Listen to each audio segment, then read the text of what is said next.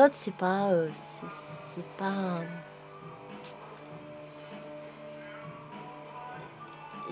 c'est un terme qui est très fort parce que c'est souvent la fuite, c'est de partir, on fuit quelque chose, on fuit la misère, on fuit les dictatures,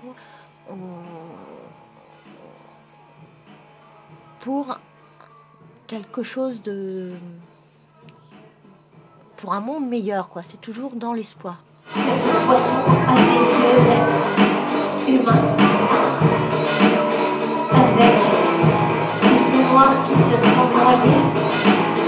Les poissons commencent à avoir des yeux d'être humain, avec tous ces noirs qu'ils ont mangés.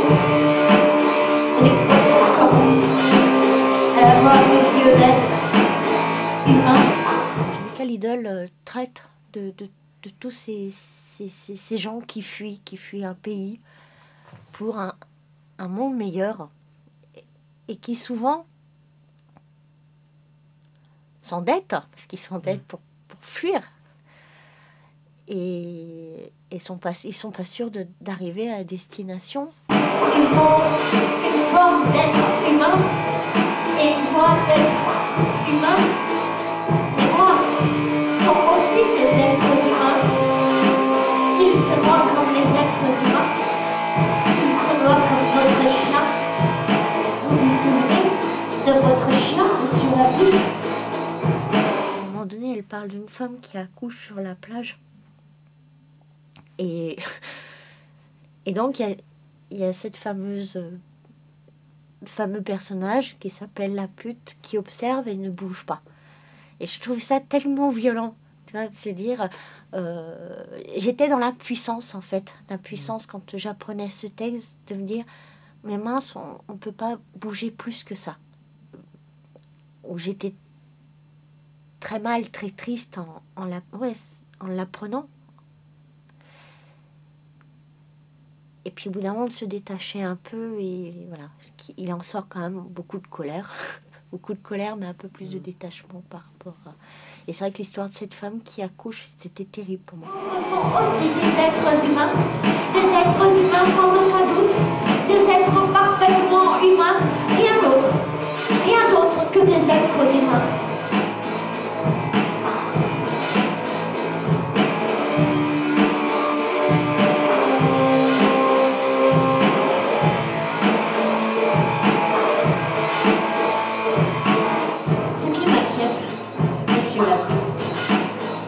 Qu'un jour, monsieur Lapute, les Noirs soient un peu plus que des êtres humains, qu'ils viennent de l'humain et du poisson, des hommes et des poissons en même temps, parce que les poissons peuvent se manger sans le langage.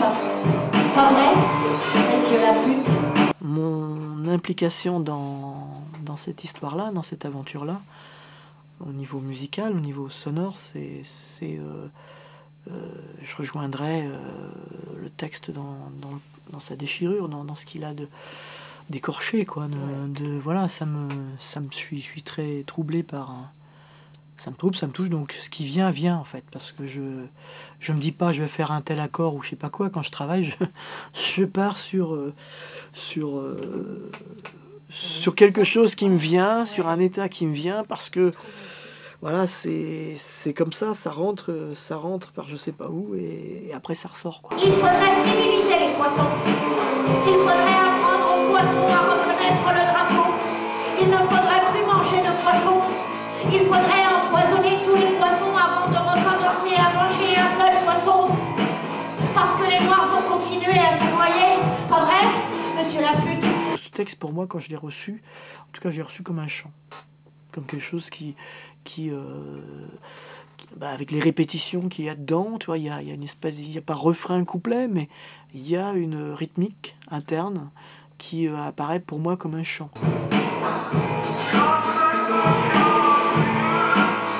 Je ne sais pas si je dois dire, monsieur Lapute, mais des fois j'ai l'impression, monsieur Lapute, que les Noirs se noient pour nous humilier, monsieur Lapute.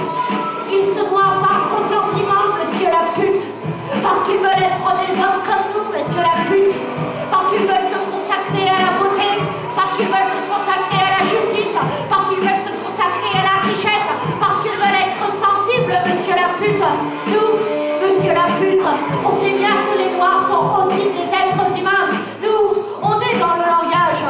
ça m'a ramené à une colère face à un état de fait qui est que bon, il y a des gens qui s'échouent sur des plages parce qu'ils sont partis loin de chez eux, qu'ils ont traversé une mer comme ça et qu'ils arrivent et pratiquement dans toute l'indifférence humaine ou inhumaine de l'humanité, ils s'échouent, vivants ou morts. Vous humiliez quand ils seront devenus des poissons, monsieur la pute. Vous êtes tellement sensible, monsieur la pute. Vous êtes tellement sensible, monsieur la pute, que vous ne devriez plus manger de poisson. Les gens ne veulent plus manger de poisson, même ceux qui ne se consacrent ni à la beauté, ni à la justice, ni à la richesse, même ceux qui ne sont pas sensibles, même eux, ils ne veulent plus manger de poisson, monsieur la pute.